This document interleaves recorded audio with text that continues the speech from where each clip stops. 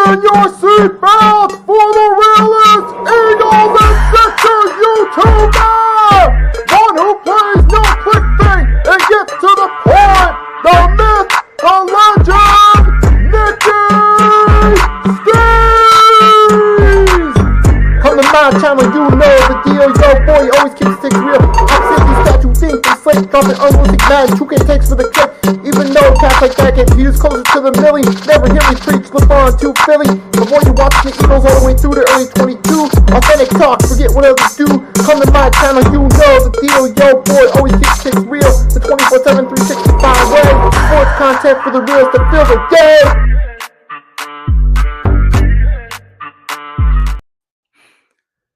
Good morning, folks. It is right around that time again. It's your boy Nicky Stees back. It's episode 26 of the 3-Point Blitz. It's around 11:30 a.m. Eastern Standard Time. As of last night, week 2 for the 2025-26 NFL season is in the books. And we're going to get right into this thing right here. We're going to start off by talking about, we're going to start off with a little rant of the week first, as we normally do. Then we're going to dive into the games, give my thoughts on them, and we're going to wrap this thing out with the winners and losers from week 2 of the 2025-2026 NFL season. Before we get started, I'll take a quick minute to acknowledge we're doing this thing both on my channel, the Nicky Stees channel, and the Hardcore Sports Network, of course. So shout out to Hardcore Sports Network for always letting me produce content on their channel. And while we're still on the subject of content on the Hardcore Sports Network, later tonight at 8 p.m. Eastern Standard Time will be episode 3 of the NFL Pick'ems, where we'll be going through all the week 3 NFL matchups later tonight. NFL season is right around the corner, which means the return of NFL Pick'ems exclusively on the Hardcore Sports Network is back. This year, your boy Nicky Stees is going to be the host again. Every Tuesday, 8 p.m. Eastern Standard Time, starting September 2nd to preview Week 1. Each week on the Pick'ems, we'll have a full list of games, special guests, injury reports, debates, predictions, and hot takes for the week, all on NFL Pick'ems, exclusively on the Hardcore Sports Network, 8 p.m. Eastern Standard Time, every Tuesday throughout the NFL season. That's right, folks. So that'll be later tonight. This is going to be a 2-for-1 special, 2 streams in one day. But first, we here for the 3-Point Blitz, as always, and we're going to start this thing off with the rant of the week. We're going to start off by talking. I saw something. Now, this is going to be a quick rant of the week because this is kind of off subject, but we're going to just do real quick and keep it moving. So I was strolling around through X trying to let people know that, hey, we're going to be live again. And I saw something really stupid, a tweet that just had my mind blowing. I'm just going to make a real quick rant about it. Then we're going to move on to week 2 of the NFL. It's going to be off subject with football, which is why I'm going to keep it quick. I saw this tweet. Is Dennis Schroeder a future Hall of Famer? This was kind of ridiculous. Those that follow basketball know the standard for a Hall of Famer. It's guys like Kobe Bryant, Wilt Chamberlain, Bill Russell, Michael Jordan. Even if you're looking for like the lower standard, guys like Jason Kidd or Dwight Howard. Dennis Schroeder, well, a good role player. He's a good role player. He doesn't fit into that category. Stupid tweet. That's my rant of the week. Now we're going to move on, especially being this is NFL season. I want to keep this football related. So we're going to talk a little bit about each game, kind of like we did last week, go over everything, and then we're going to switch gears. So what I'm going to do, we're going to go through till the 1 o'clock games. Then we're going to take a short little break, then do the 4 in primetime games. Start with the Packers versus the Commanders. The Green Bay Packers are 2-0 now. Their new defense is looking like a true juggernaut. We saw they kept the Commanders in check to only 18 points.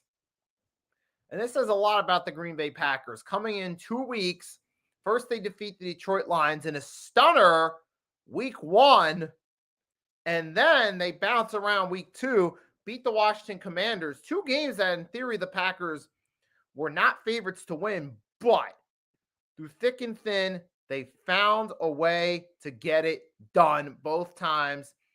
And Jordan Love, he hasn't been making any real careless mistakes. He's been good enough to help this team win, even without Christian Watson, even a little short at receivers, though, but their defense is taking care of business. They shut down both the Detroit Lions and Washington Commanders offense to under 25 points each, which is an impressive accomplishment by this defense. As long as they stay healthy, that three-headed tier, Rashawn Gary, Micah Parsons, Jair Alexander, are going to be a threat. And we saw last year, though, too, to be fair, the new defensive coordinator, the Packers defense improved, but they still had some work to do. This year, they're looking like a true juggernaut, and the Packers are finding ways to win games. You still got Josh Jacobs on offense as a big threat at running back doing his thing. You still got so the Green Bay Packers, they look like a legit team so far as long as they stay healthy. I don't see anybody posing a threat to them. And even in the Commanders game, he still had 84 yards on 23 carries, so they just kept feeding him the rock. He kept scoring points. He played a role in that. And even Jordan Love, he hasn't made any careless mistakes. He's been looking pretty solid in this one. He had 2 touchdowns week 1, 2 touchdowns week 2. All-around solid performance by Jordan Love. But I like what I see from the Packers thus far on both sides of the ball. And again, you're winning 2 games you were the underdogs in, and you're building momentum. And that's good for the Packers right there. You definitely got them as a class of the NFC thus far. And then we move on to Sunday. We start off talking about their division rival. One of their division rivals took care of business, bouncing back from last week's embarrassing performance. That was the Detroit Lions, curb stomping the Chicago Bears by a score of 52-21. Like I said, after last week, I said, look, the Lions, I'm not going to hold against them. That was just one game against the Packers. What do? They come back in a game they're favorite to win, drop 52 points, over 500 yards, 25 first downs along the way. Goff was 23 for 28, threw 5 touchdowns. So that's 5 touchdowns and only 5 incomplete passes in this one. Excellent performance. He had 3 to Rama St. Brown and 1 to Jamison Williams. Excellent performance by the Detroit Lions, getting back to what we thought they would do. And for the Chicago Bears, I know it's, but here's the thing. Here you are stuck with a new head coach in Ben Johnson. You got your quarterback trying to adjust to a new coach, which is common trend throughout the Bears history. Remember, Justin Fields went through it, went from Nagy to Eberflus.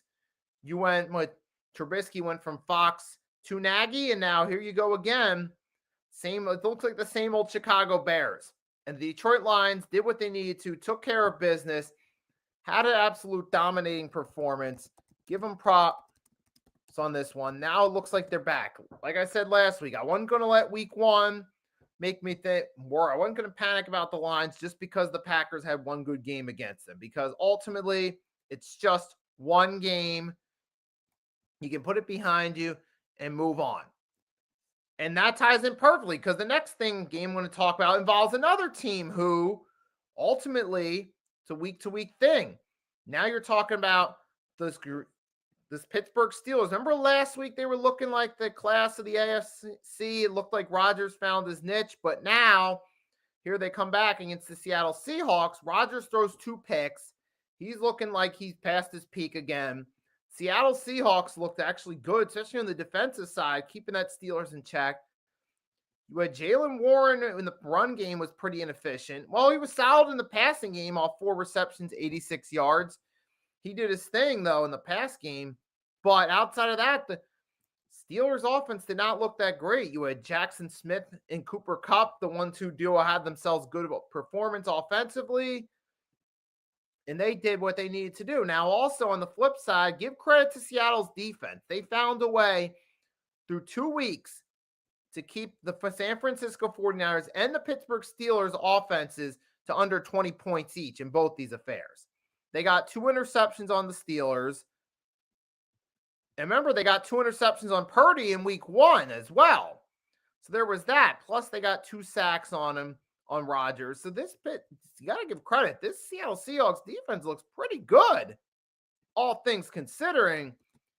I mean, look, they're not the greatest. I mean, so far, they're not the flashiest team in the world. They don't have high Super Bowl ceiling, but they found ways to be competitive, even the loss to the Niners. And now they find a way to get an upset win against the Pittsburgh Steelers. So I got to give Seattle props. They're a pretty solid team. I don't know if I'd have them necessarily as a great team, but they're finding ways to win games, and that's what matters. Steelers defense don't look right. Right, and especially this year, right, to your point, you got first last week, they gave up over 30 points to the Jets. And now, based off what happened this week with the Jets, it's saying a little bit more about the Steelers defense than it was the Jets offense now that we've had a bigger sample size to see from both teams. The common denominator is the Steelers defense gave up over 30 points twice. So that's going to raise some big questions about them going forward. And if that defense is in decline and you see Aaron Rodgers, looks like that may have just been a 1-week thing where he balled out against the Jets, that's going to raise some concerns for the Steelers going forward, but we're going to have to see what they do. We'll see. And speaking of AFC North, now this is the perfect time to segue. We're talking about the AFC North division rivalry matchup. The Baltimore Ravens made everyone forget about the embarrassing loss last week to the Buffalo Bills on Sunday Night Football. They just routed the Cleveland Browns. Joe Flacco looked like a 40-year-old quarterback in this one. So far, you can pretty much forget about what Flacco was doing. Right? Forget about. And Lamar Jackson had himself a great performance in this one. Excellent all-around team effort by the Ravens. Now, Mark Andrews for fantasy didn't look so good, but the Ravens team did what they needed to. They took out their frustrations on the Cleveland Browns. But this says ultimately more about the Browns than it does the Ravens. So, Ravens did what they're expected to. We expect the Ravens to be a good regular season team that'll make it to the playoffs, win the AFC North. Especially now the AFC North looks a little more wide open because of what happened in the other team's AFC North matchup, the Cincinnati Bengals. There's going to be more to talk about from this one. So the Cincinnati Bengals won their game against the Jacksonville Jaguars, came back, but here was the big kicker. Joe Burrow left the game in the first half with a turf toe. The Bengals had to rely on Jake Browning to step in as quarterback, and he had himself a good second half and helped lead a comeback. You had Jamar Chase had a great game, 14 catches, 165 yards. T. Higgins also got in the board. So the Bengals passing game actually looked in sync against the Jaguars in the second half. But this was ultimately with Jake Browning, not Joe Burrow. And with all due respect to Jake Browning, though, this says more about the Jaguars at this point. Why did the Bengals didn't invest in the offensive line? And you jumped right ahead and nailed the head on the. You just nailed it perfectly, Arku. It is that weak offensive line. It's atrocious there, that Bengals offensive line. This has been going on for years now. They've gone year after year after year and not addressed their offensive line. This is something you have to do to protect your quarterback. You saw it with Andy Dalton in the later stages of his tenure. He had numerous injuries. Then you come to Joe Burrow, who was a more highly talented prospect. Year 1, he gets injured. Year 2, you make a Super Bowl run. Year 3, you get back to the conference championship. But then year 4, Burrow gets hurt. Year 5, what happens? You finish with a winning record, but start winning too late. Are the Bengals just like the Bears? And then guess what? Burrow gets hurt again this year. Now, as far as that goes, here's the biggest difference between the Bengals and the Bears. The Bears are historically known as the team where drafted quarterbacks' careers go to die alongside the Cleveland Browns. You bring in these young quarterbacks, more often than not, they don't pan out. They struggle with injuries. They're in and out of the lineup. And then furthermore, but with the Bengals, the thing is they get the right quarterbacks. They have flashes of brilliance early, but then injuries derail their time there. This goes back Carson Palmer, remember him? He had that great second season, then he gets injured in the playoffs. Andy Dalton started off looking like he had some promise, but then guess what? Injuries. Bengals, Joe Burrow. So the Bengals, the difference between the Bengals and the Bears is the Bengals are more the team where promising careers go to die or get ruined due to injuries, whereas the Bears just, it doesn't pan out. That's the biggest difference between them. The main thing is they're both in a team in the North. They're both cursed. But ultimately, the difference is they struggle to close the deal. Now, moving right along, I'm going to switch gears. This is going to be kind of a quick one. Rams and Titans. Rams are now 2-0, but in both games, they didn't look that particularly threatening in either game. They didn't. They didn't look particularly threatening in either one.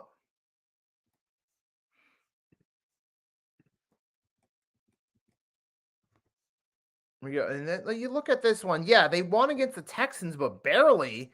And then this one, too. They won this game, but this was also against the Titans, too. You had Stafford had 2 touchdowns.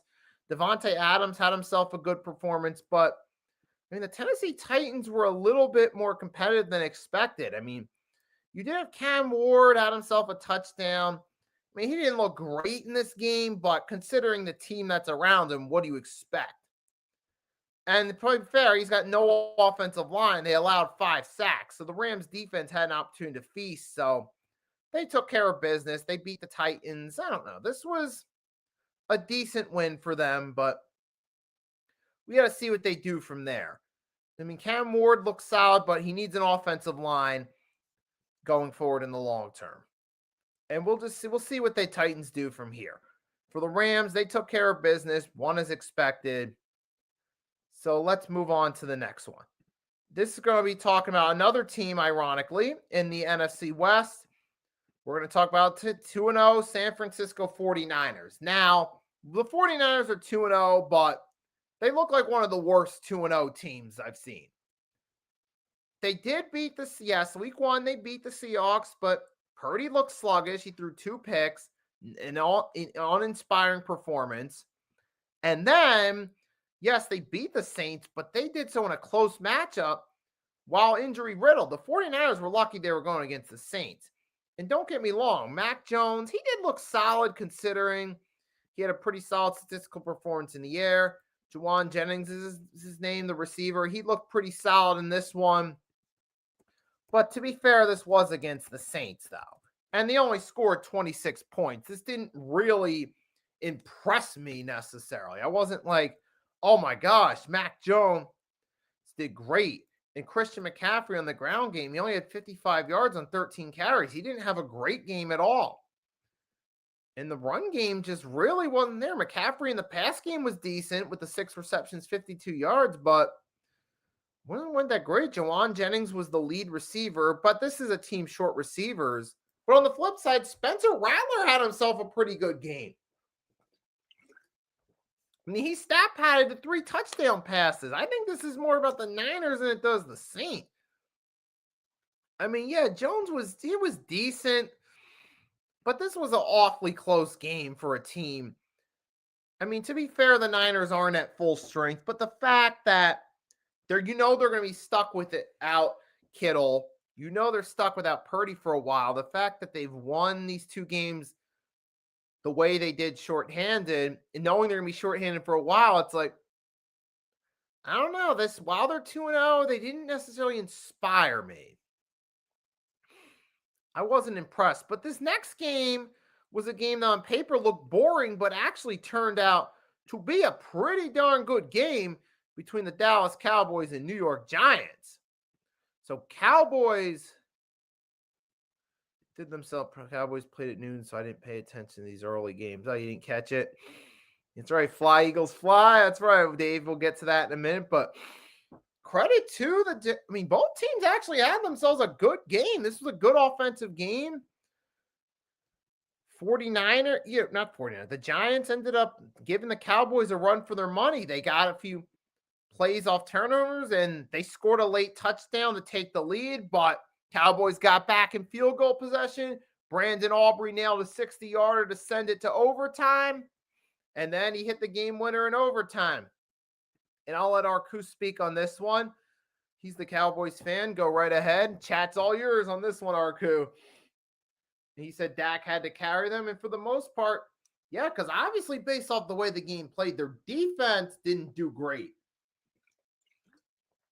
And here's kind of where you guys got a lucky break, too, to be real. That 4th and 2, if the Giants just take the points, by the time you get to the end of the game, they possibly win it in regulation. I mean, you could be talking, and there you go. Because based off the way, as Arcus said, Trayvon Diggs got burnt. Based off the way the Giants were moving the ball on downfield offensively and scoring points, if the Giants just take the points instead of going for it on 4th and 2, they'd likely get another field goal and possibly win the game in regulation. And then that situation, the Cowboys are forced to go for the end zone. That situation where they tied it, where they're down by 3, if the Giants just take the points, then the Cowboys are down by 6. Dak has to go for the end zone, and then it's a different game. And the David said, Giants got bad coaching. You can just point to that stupid call to go for it. In a close game, you got to take the points. Take a look at what happened with the Lions in the conference championship against the Niners 2 seasons ago. There were 2 instances they went for it. The first time when they were up, they were in field goal range, but they went for it. They ended up turning the ball over on downs. 49ers marched down the field and scored. Then later in the game, as it was close, the Lions had the opportunity to score some points with a field goal, but they went for it, turnover on downs. And those 2 ended up costing them the game. And the Giants, right there, that turnover on downs played a role in them losing the game. But plus the fact their defense didn't help too. But that's a perfect example of a team taking a winnable game and letting dumb decision-making stand in the way. I mean, you got your Brian DeBall was the guy that'll call screen passes on 3rd and 20. That guy right there. This is why I don't understand why they brought the ball back. I mean, I guess, the front office, they were impressed by that 2022 run and think it's going to happen again. But to be real, that was just a 1-year deal. I mean, it doesn't change the fact that your run game isn't all that special. You didn't get anything really going. And your defense, like I said, Javonte Williams had himself a field day. CeeDee Lamb caught 9 receptions. Jake Ferguson had 9. Dak looked good. Like we said, Dak Prescott's a good regular season quarterback.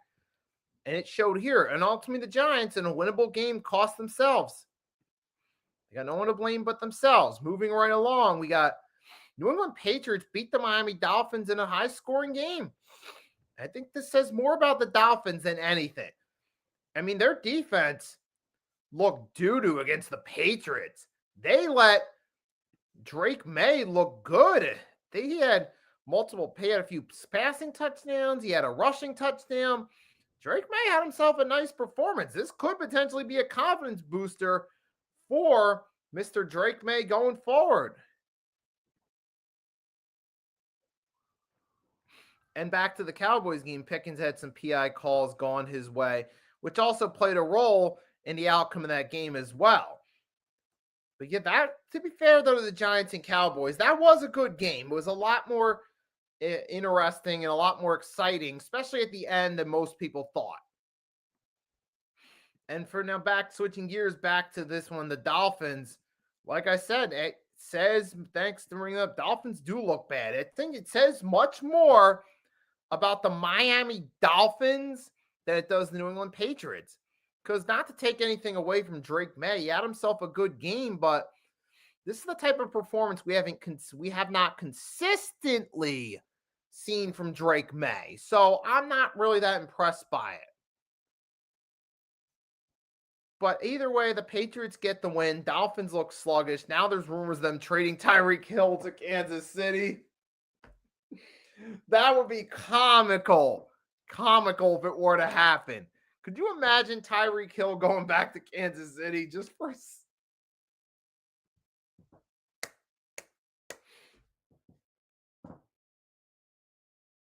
Could you imagine Tyreek Hill going back to Kansas City? Seriously?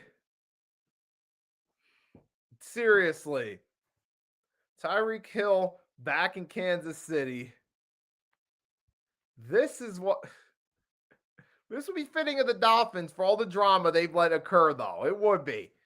I mean, you already had to get rid of Jalen Ramsey. Now you're on the outs with Tyreek Hill.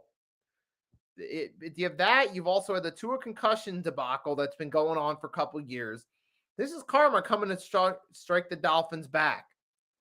They invested in a lot of talented players, but ultimately the talented players that when something isn't right or something doesn't go their way, there's always going to be some form of drama involved.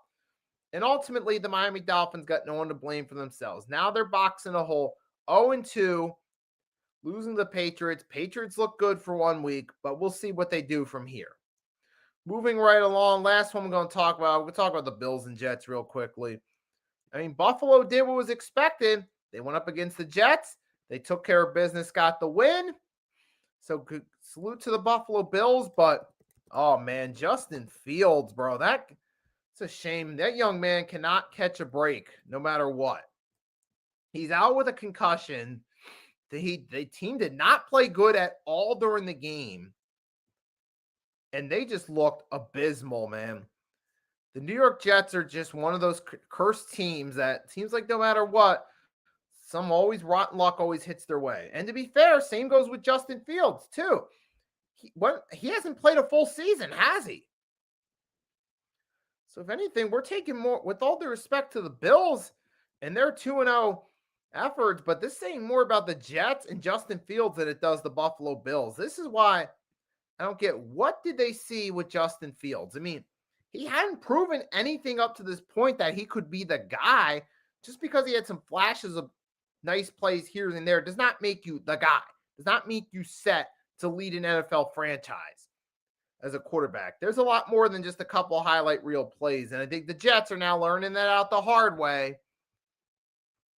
But man, the Jets are just a team that cannot get stuck out of their own way. And they wonder why they continuously have losing seasons and continuously miss the playoffs. This is just years of dumb decisions and being the same predictable organization coming back to bite them. Running through head coaches, running through quarterbacks either getting injured, incompetent play, early season jitters, creating a lot of long-term question marks. This just seems like typical Jets. Getting curb stomped by division rivals who are far superior. Oh yeah, we've seen this drill for the past couple decades. The difference was in past decades, it was New England that was the far superior rival, destroying them. Now it's the Buffalo Bills. So it's the old saying is more things change than more they stay the same. And that's the New York Jets for you in a nutshell. But to the Buffalo Bills, congratulations, 2-0. I know Josh Allen didn't have a great game, but it's not about that. It's about the win. You basically got yourselves a free win. Congratulations, Buffalo. Move on with it. Take the momentum and run. Now, with that being said, as promised, I said after I went through the 1 o'clock games, I'd take a brief break. Then we go through the 4 and clock in Sunday and Monday night games, and I'm going to stick by that. So we'll take a quick break, and then I'll be right back, folks.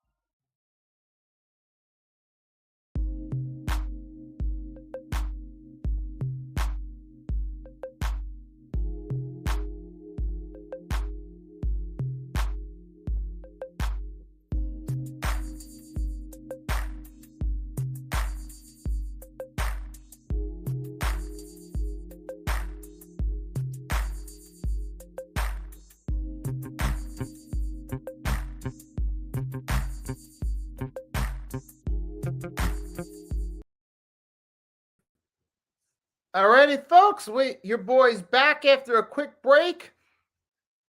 And now we're back. Now we just promised we're going to talk about the 4 o'clock and 8 o'clock games. Then I'm going to close this thing out, giving my winners and losers for week 2. So let's think without further ado. We're back. Take a quick sip of water, then I'll dive right back into it.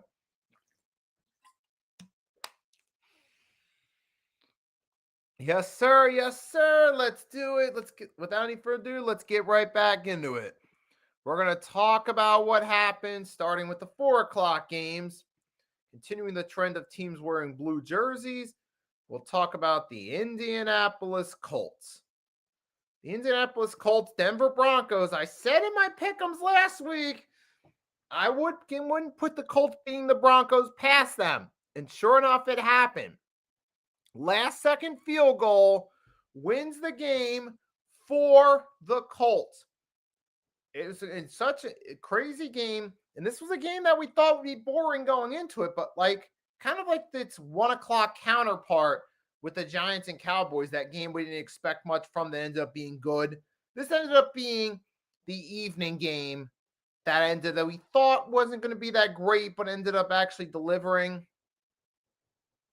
And sure enough, you had in this game with the Broncos, it was the opposite story from last week.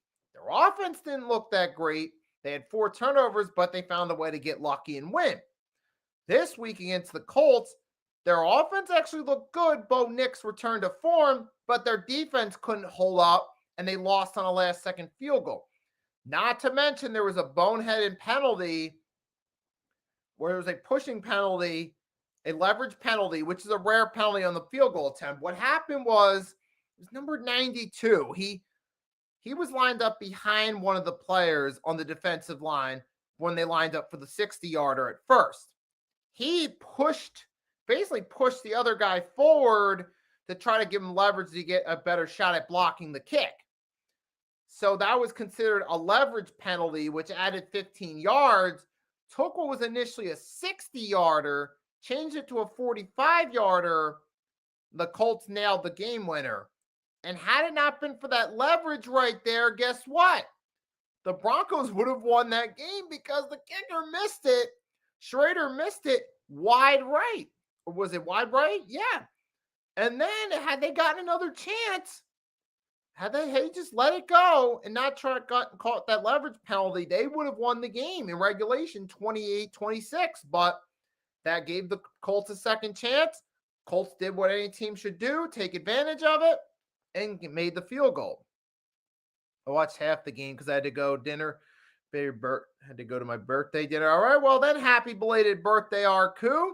Hope you had yourselves. But yes, happy belated birthday either way. Hope you had a good dinner. Hope you had a good birthday.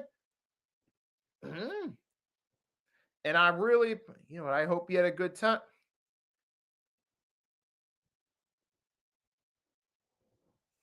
So I hope you enjoyed that one, Arku. And then you had Jonathan Taylor, like we said, that's the other story. It's not just the missed kick. The missed kick played a role, but there's also Jonathan Taylor. Now he's tied Eric Dickerson for the most 100 plus yard, second most 100 plus yard rushing games in Colts franchise history. That would be 25. And he said, or Kuz confirmed he also watched the rest of the game later that night. So he caught the first half of it, but then watched second half later. Gotcha. But Jonathan Taylor went out there and once again delivered, showing that he's that dude at running back. And not to mention Daniel Jones, hey, with a better system around him, he's playing better too. And Jonathan Taylor, like we said, he had himself another elite performance.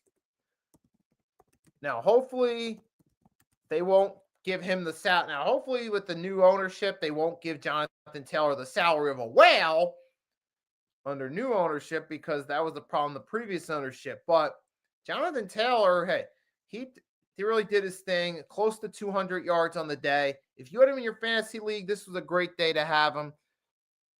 The round game really did its job in this one, helping the Colts win, keeping them in this game, taking advantage of that weakened Broncos team, who's down without Patrick Surtain.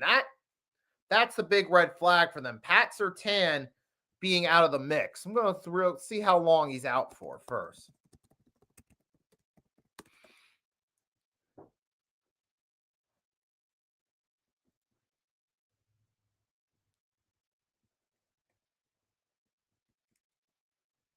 So it says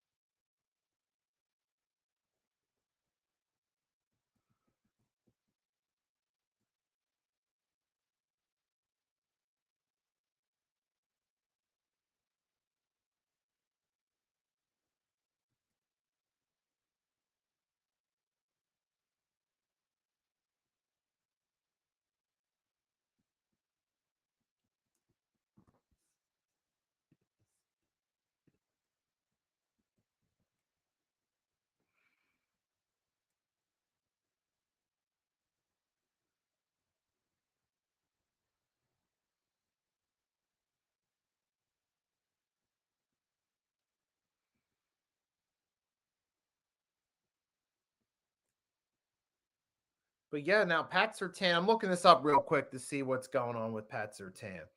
But it looks like Surtain's going to be out for a little bit. And David saying Colts got a lucky call, and that played a role. But Pat Surtain going to be out for a little bit. That's a big blow for the Broncos, whose season's already starting off questionable. They won week 1, but did so in such poor fashion that it didn't really leave a lot to be desired with. And now week 2, Pat Surtain down, their deep secondary is really looking shaky right now. In our coup confirmed, he's mostly watching the Eagles-Chiefs game. But yeah, Pat Surtain looks like he's going to be out for a bit. I didn't really find anything specifically. I'll come back to that later, maybe in a YouTube short. But in the meantime, though, let's move right along. So the Colts get the win. And what ends up being a good game, I picked the Colts in my pick'ems. I'm happy about that. Moving right along, we got another 4 o'clock game to talk about. It's the boys in midnight. Super Bowl champion Philadelphia Eagles took care of business. I know that looks more like Kelly Green in the graphic, but play along, folks. So the Eagles took care of business. Boys in midnight got the victory, defeating the Kansas City Chiefs. Now make that, in the past 5 seasons, they played each other between the regular season and the Super Bowl in some way, shape, or form. Eagles have won 3 out of 5. Seems like they have them boys' numbers down in KC. Ooh, Patrick Mahomes threw a pick. Jalen Saquon got scores on the ground. I talked about this one more in depth back in my post-game stream I did on the boardwalk in Atlantic City after the game. So I'm going to kind of, I'm not going to say a whole lot on this one, but we're going to keep this one. But I'm still going to come on here, address it briefly. Eagles did their thing. They're 2-0. Defense looked good. They got some pressure on Mahomes. You had Jalen Carter back in the game. Their secondary did play better, but at the same time, there was the factor of no Rashid Rice, no Xavier Worthy played a role in it. But Andrew Makuba did his thing. He got an interception. He's looking like a guy that could lead the way going forward. I think so I'm actually looking forward to seeing what Makuba does as the season goes along. Like I said, he did really good. And just all around, the Eagles found a way to get a win. Now, I know people are complaining about the tush-push. Look, don't even start. Y'all a bunch of hating ass. That's right. I said it. Eagles defense is solid. Absolutely. Quinyon Mitchell, Cooper DeJean, Jalen Carter. You got the whole pieces there. And like I said, now you got Andrew Makuba, helps bolster that secondary. Oh, yeah, it's looking great for Philly right now. Absolutely, bro. I'll take the win any way I can get it. But like I said, I talked about it more in depth afterward. Like I said, the offense, they're not looking great so far, but it's only 2 weeks. We'll give them time. We'll see what they do. If they improve as the season goes along, no worries. But I'll leave it at that. We're not going to get any more in depth about it right now because I talked about it mainly on Sunday. So leave it at that. Now, moving on, starting with the night game. Falcons-Vikings. Oh, boy. Oh, boy. Oh, boy. Where do we begin with this one? First, credit to Bijan Robinson having himself an excellent game on the ground. Kelsey missed the ball near the end zone. Yeah, pretty much the Taylor Swift syndrome. But yeah, the Falcons took care of business, got that W. Bijan Robinson looked good, but McCarthy looked sluggish, had a turnover. And plus, he's going to be missing week 3, which means Carson Wentz is going to start for the Vikings. Yeah, Carson Wentz starting with the Vikings. Ain't that something, huh? Ain't that something, man? But not a good game for the Vikings. I mean, I know it's only J.J. McCarthy is just starting off, but this is not good. And the fact that he's going to have to miss a game as well is alarming. It's like, first, he had to miss a game due to injury. He had to miss the whole season due to injury. Now he's missing a game his second year due to injury. So that's that right there. It's just, I mean, yeah, not good for the Vikings. And for the Falcons, though, they found a way to win. Yeah, Robinson did his thing on the ground, had himself a great performance, and the Falcons get a win. But that's surely what's needed, though. Then they scored, and he did so against a good defense, too. So I can't take anything away from him. I got to give him credit.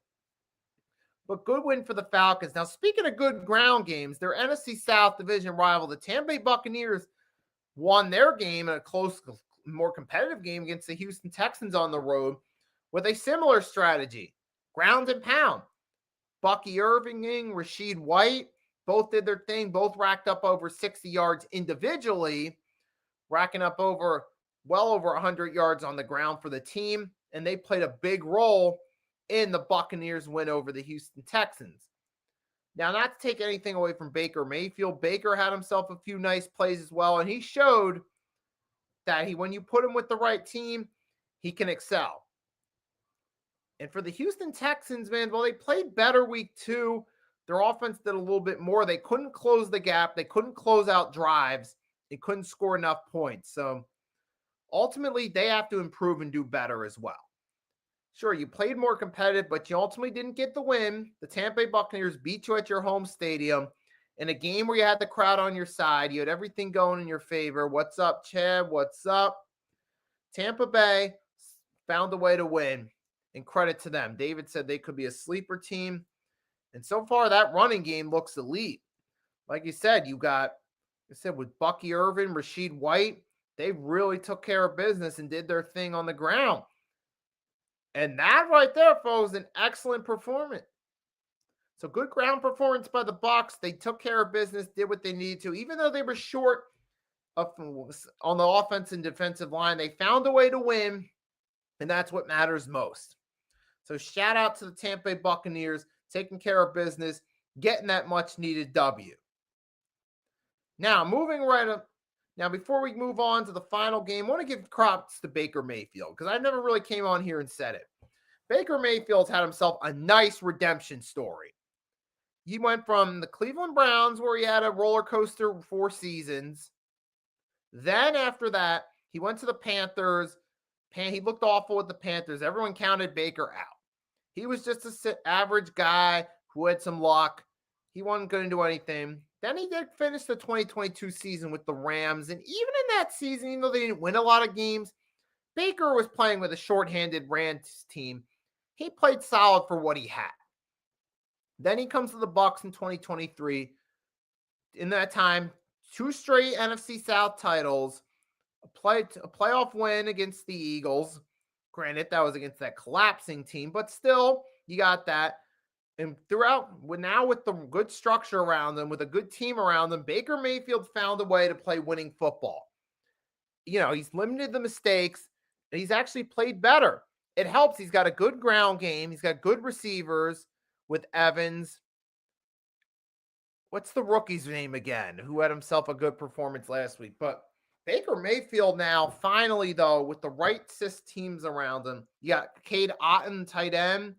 It's a solid weapon. And you got the rookie wide receiver, Igbuku is his name.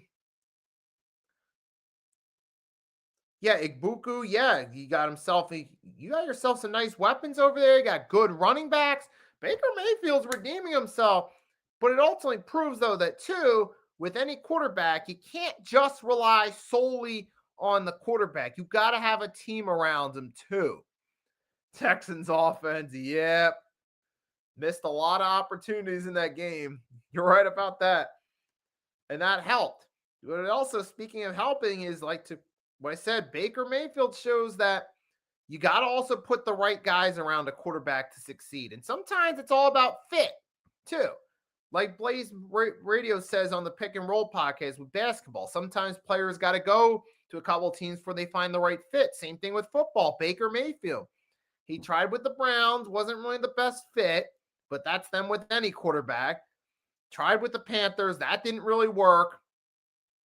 Then he ultimately found his fit in Tampa Bay.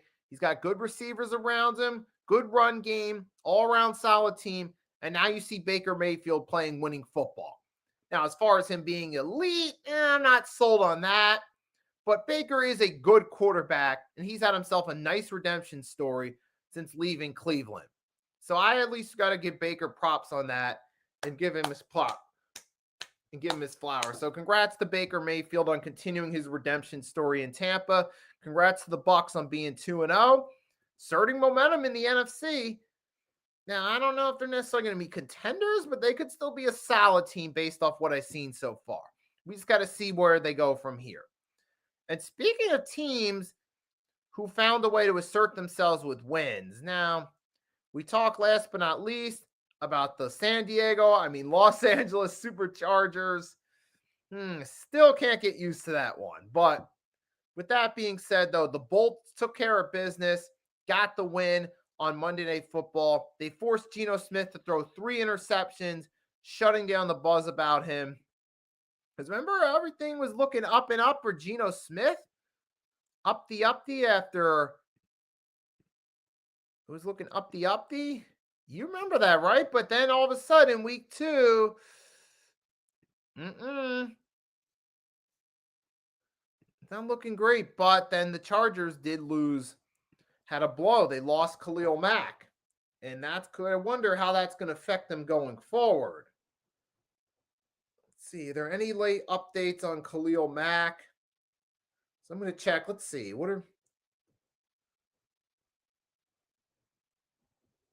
But yeah, Khalil Mack, let's see. Set for test on elbows after exit. It looks like he's going to be out, but we're still not sure how long, though. But that's a concern. Now, for the Chargers, hey, you played against the Raiders. You had a favorable matchup. You found a way to win.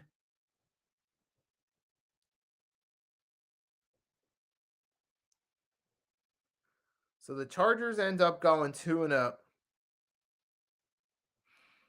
End up going 2-0 in this one right here. But they found ways to win this game. And you got right here the Chargers. They're off to that 2-0 start. Hey, you find way Justin Herbert, he did all right. I mean, what is his stat? He had 242 yards, a couple touchdowns, which is nice considering it's a team without an offensive line. But at the same time with the Chargers, I got to be real. They're taking advantage of teams that aren't at full strength necessarily. But hey, you find ways to win games. That could come in handy later in the season. So I'll give the Chargers credit on this one. They found a way to win. Good confidence booster for Justin Herbert. But we still got to see what the Chargers do from here. And how's their defense going to be affected with Mack out? Because Khalil Mack, one of your leaders on defense, is out. Rashawn Slater, your leader on the offensive line, is going to be out the whole season. How much longer are you going to hold up with some of these injuries? That's the big red flag for the Chargers, and the big question going forward. Because while you're winning games now, what happens as the season goes along? That's the big question I got to ask. And that's where I'm a little bit concerned.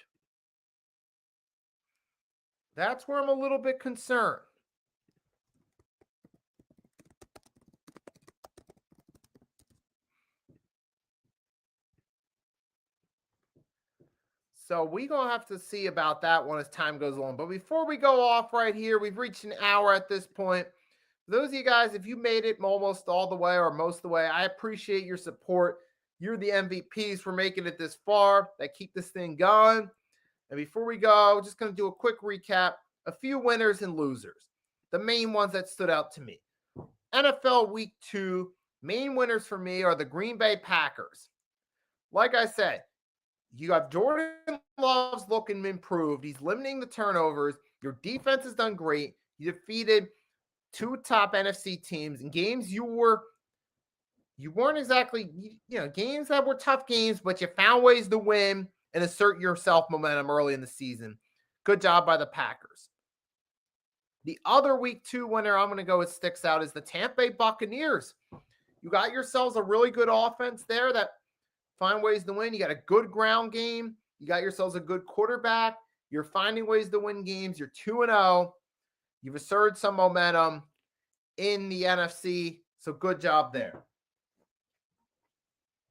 This last one, I'm going to go with a player I'm going to be a little bit biased because this player helped me in my fantasy league.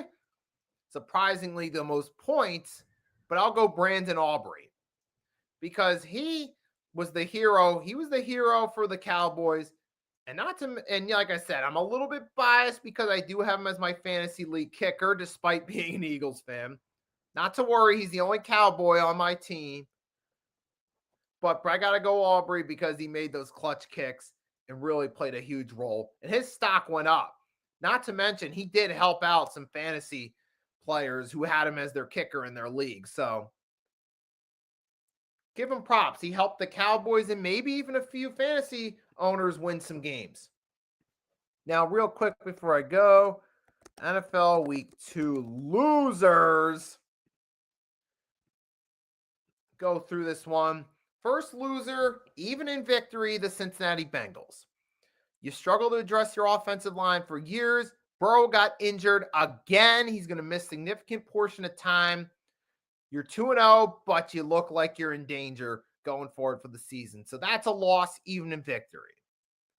Other losers going to go with the Kansas City Chiefs, starting 0-2 in the Patrick Mahomes era. You're down your two top receivers. You've lost 2 games to 2 formidable foes back-to-back weeks. Now, do I think Kansas City's done and out? Of course not. Not even close. But an 0-2 start is going to make it more of an uphill battle for Kansas City. But with that being said, I still see this team possibly winning the division or making the playoffs. They'll find a way. But as of now, being in that 0-2 slump going into week 3 is not a good start. The other main loser, I'm going to go with this one here. The Denver Broncos, a team with playoff aspirations who found a way to win week 1, but did so in sloppy fashion against the Tennessee Titans, a team they're easily favored to beat. Then you come back week 2, you lose to the Colts off a dumb penalty and off poor defense against the run in a game you were favored to win. So it's like 2 questionable performances in games you're favorite to win when you're a team with playoff aspirations and you're a team looking to take that next step and you're only 1-1 with a lot of concerns. That right there, I'm going to consider them losers for that reason right there. I was going to go with the Dolphins, but that would be beating a dead horse. So we'll just go with, I'm going to go with the Broncos. So those are my main 3 winners and losers that stood out to me through week 2. With that being said, that's all I got for you guys on this one. Guys, thanks for tuning in. I hope you enjoyed this. Hope it was worthwhile and it helped make your day. Later tonight, I'll be back 8 p.m. Eastern Standard Time on the Pick'ems, exclusively on the Hardcore Sports Network. We'll see if we can get some guests to join. Later tonight, we're going through the week 3 games and matchups. But with that being said, y'all, have a great rest of your day. If you're in the chat on Pick'ems, I'll catch you then. If not, just have a great rest of your day. Make the most of it. Till next time, it's your boy Nicky Stees signing off.